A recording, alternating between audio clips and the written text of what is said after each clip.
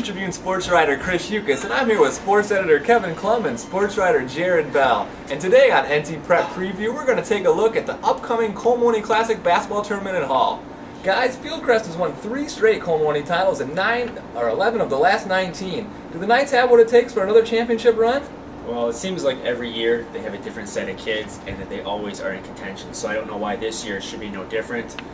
They only have really one player back from last year's team who contributed to the win in NewsTribune Player of the Year, Brady Sanders. Of course, there's some other kids back as far as Cole Clenworth, but he's hurt. However, the Knights have really done a great job this year around him.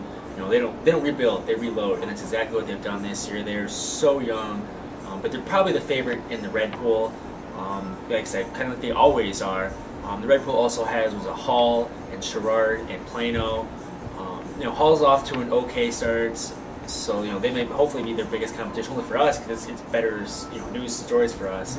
But you really would think that Fieldcrest is probably not only the favorite to win the tournament, but probably the favorite to win their pool, but also win the tournament. Kevin, on the other side of pool play, who's the favorite from the White Pool? I think the White Pool is a lot more competitive than the Red Pool. You have St. B is 4-2, Mendota's 5-1, Bureau Valley's 5-3. And then you also have Stark County in there. I don't think they're that great. They got blown out the other day by Putnam County. So I would think the 3 local teams all have a chance at it. St. B's won the championship game 2 years in a row now, and they've lost to Fieldcrest both times in overtime, I believe, both years. So they should have a good chance at it, but I would not count on Mendota or Bureau Valley either. What pool game should area fans be looking forward to the most?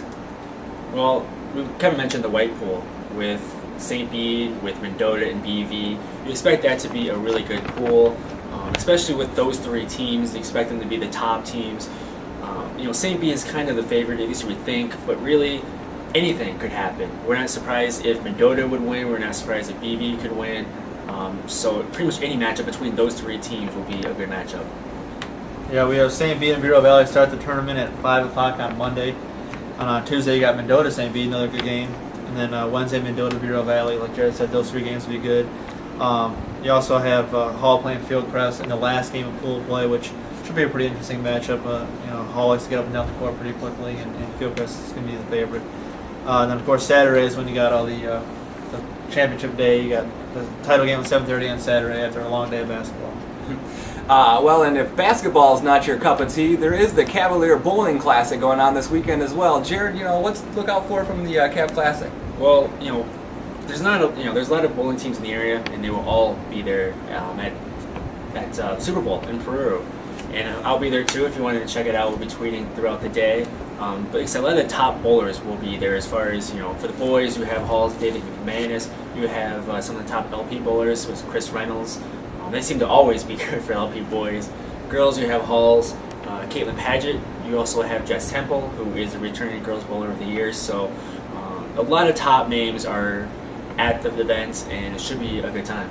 Speaking of top names, it's time for everybody's favorite segment, NT Prep Preview Powerhouse Players. Roll that tape, Mr. Baker, sir. Powerhouse Players of the Week. Powerhouse Players of the Week. Powerhouse Players of the Week. How's that?